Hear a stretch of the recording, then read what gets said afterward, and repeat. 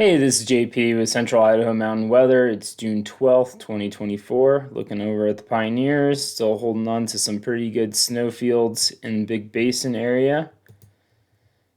And if you're liking this, please contribute to our coffee account. There's a link in the description here or my profile. And today we're looking like more dry weather. Today's gonna actually be like bluebird. I don't think we'll see any clouds in the sky. Highs are gonna be in the lower 80s, so a little bit cooler than yesterday. There's a dry cold front that is working its way through, just bringing winds with no moisture with this one out of the west southwest, gusts up to 25 miles per hour. Tomorrow will be a little bit, a few more clouds in the sky, but still mostly sunny. Highs are going to be in the upper 80s, so tomorrow's going to be our warm day before we have a cold front come through on Friday, and the temperatures are going to dramatically change through the weekend into Tuesday.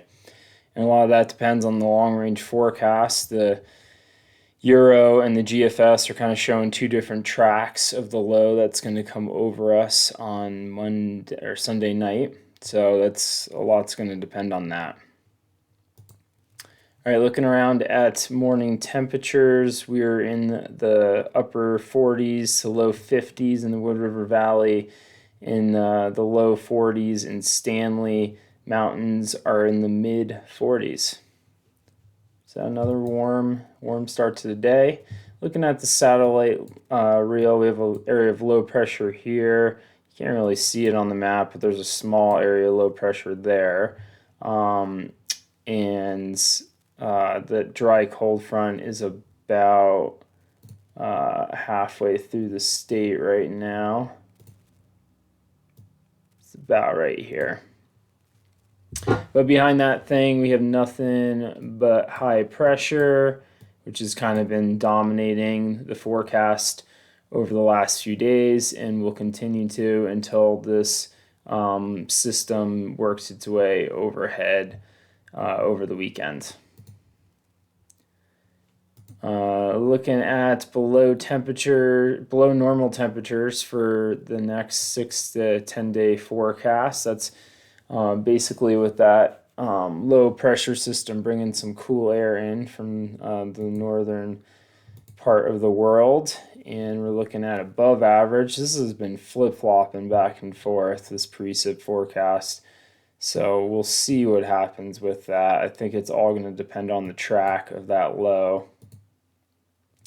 Looking at the temperatures though, you can see come Friday when that cold front comes through, we drop pretty big drop, about 10-degree temperature drop, and then another 5 degrees. So looking at 15 to 20 degrees cooler than this week for the weekend, which is, I don't know, not great for beach weather, but pretty nice to knock down some of this heat that seems to have come in really early to our summer.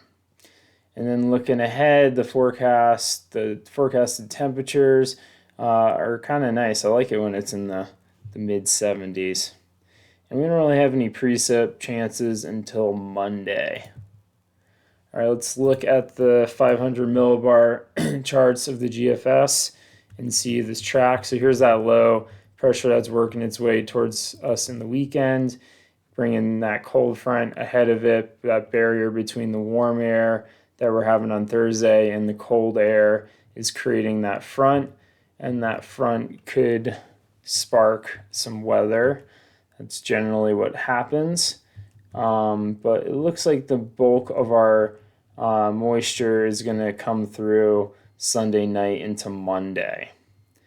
So you can see the area of the low is a lot higher on the GFS. If we look at the Euro, that low swings down overhead, and that's going to bring us even cooler temperatures than predicted if that thing does swing down like it does here on Monday. Look, that trough is all the way to the southern part of the state, bringing in lots of cool air from up north, dropping our temperatures below average.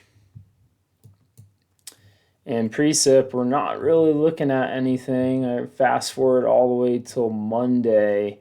Monday night is looks like when we actually can start to get some rain. It's going to stay pretty high or to the north.